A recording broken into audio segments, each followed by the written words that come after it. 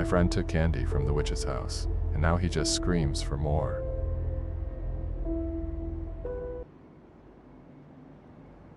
The last time I saw my best friend, he was trying to chew his own fingers off because he thought they were candy.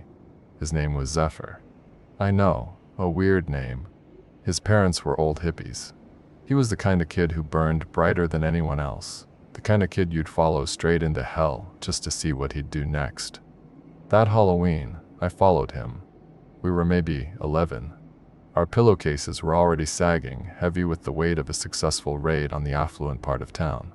We'd hit every house in the pristine cul-de-sacs of what locals called the orchards, a place where the porches were always lit and the candy was always full size. We had pounds of the stuff, enough to make us sick for a month. But for Zephyr, enough was never enough. It was a concept he just didn't understand. One more, he said, his voice muffled by the ghost mask pushed up on his forehead. The big one at the end of the lane. I knew which one he meant. Everyone did. Mrs. Morwin's place. It wasn't just a house. It was a landmark of decay at the edge of our perfect little town. While other homes had cheerful jack-o'-lanterns and fake cobwebs, hers had the real thing. The paint peeled off in leprous strips, the fence leaned like a drunk, and a single, jaundiced bulb flickered over a porch that looked ready to collapse. It was the only house on the street that didn't feel like a costume. It felt real. "Zeph, come on, man. My bag's already ripping." I tried to sound casual, but my voice cracked. He shot me that look. The one that was half smile, half sneer. The one that made you feel like the smallest, most pathetic creature on earth. "What's the matter, Kian? Scared of old lady Morwin? Think she's gonna stick you in her oven?" The stories were bullshit, of course, or so we told ourselves. Kids said she was a witch. They said her husband didn't die of a heart attack. She'd baked his heart into a pie. They said she made the woods behind her house sick, that nothing grew right back there. Town gossip for bored adults and scared kids. But standing there, with the wind rattling the skeletal branches of her dead oak tree, the stories didn't feel so fake. The porch light was on, though. That was the rule. Light on means candy. "Look," Zephyr pointed with a sharp nod. She even left the bowl out. Easy pickings. And there it was. On a rickety little table by the door, a massive glass bowl. It wasn't a cheap plastic pumpkin like everywhere else. This was heavy, cut glass, and it was piled high. But there was no sign. Every other house with an unattended bowl had a little paper sign scrawled in Sharpie. "Please take one." It was an honor system Zephyr had been violating all night, gleefully dumping half the contents of every bowl into his sack while I washed the street, my heart pounding a sick rhythm against my ribs. This house had no sign, just the bowl. An invitation, or a dare. "I'll do it myself, you chicken shit," he whispered, and broke away from the curb. I wanted to run. I wanted to scream for him to come back. But I just stood there, frozen, hidden in the shadow of a healthy maple tree from a neighbor's yard. I watched him slip through her broken gate, the hinges groaning in protest. He moved like a shadow up the overgrown flagstone path. The dead leaves on our lawn didn't crunch under his feet. They whispered. He reached the porch steps, put a foot on the first one. A low, agonizing creak echoed down the silent street. He froze, waited, nothing. He took the second step, then the third, and he was there. In the sickly yellow glow of the porch light, I saw him lean over the bowl. The candy wasn't normal. It wasn't wrapped in bright orange and black foil. Each piece was a perfect, glistening sphere, wrapped in clear, crinkly cellophane, twisted shut at both ends. They shone like dark jewels. Rubies and emeralds and amethysts. Zephyr didn't hesitate. He didn't just take a handful. He grabbed the entire fucking bowl. It was heavy. I could see him strain as he tipped it, pouring a silent, glittering waterfall of gems into his already bulging pillowcase. He set the empty glass bowl back on the table with a soft clink that sounded as loud as a gunshot in the dead quiet. Then he turned and bolted. He was a blur, sprinting back down the path, his feet pounding now, all stealth forgotten. He burst through the gate and skidded to a stop beside me, panting, a huge, triumphant grin splitting his face. "See? Nothing to it," he gasped, out of breath. That's when we heard it. It wasn't a scream. It wasn't a shout. It was a laugh. a dry, rattling cackle from behind the closed door of the house. It sounded like stones grinding together. The porch light blinked once, twice, and then went out, plunging the house into absolute darkness.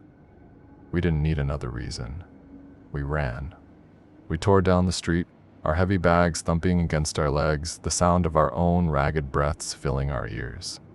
We didn't stop until we were blocks away, huddled under the sterile white light of a street lamp.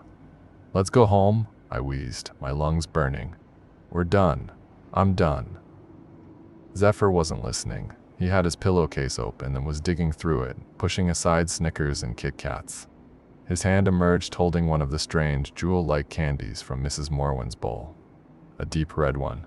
"Wonder what these taste like," he mumbled, more to himself than to me. "Zeph, don't. Just throw it out." He ignored me. He twisted the cellophane, the crinkling sound painfully loud, and popped the candy into his mouth. His eyes closed. A look of pure bliss spread across his face. "Oh, man," he sighed. "Kian, you have to try this. It's the best thing I've ever tasted." He immediately reached back into the bag, his movements frantic now. He pulled out another, a green one, and shoved it into his mouth without even unwrapping it. Then, a purple one. The cellophane crackled between his teeth. "Zephyr, what are you doing?" My fear was curdling into something cold and sharp. He didn't answer. He just dropped to his knees on the sidewalk, dumping the entire contents of his pillowcase onto the concrete. He pawed through the pile, ignoring the brand name stuff, his hands shaking as he searched for those glistening spheres. He found another and crammed it into his already full mouth. A thick, colored drool started to run down his chin. "Stop it, you're gonna choke!" I yelled, grabbing his arm.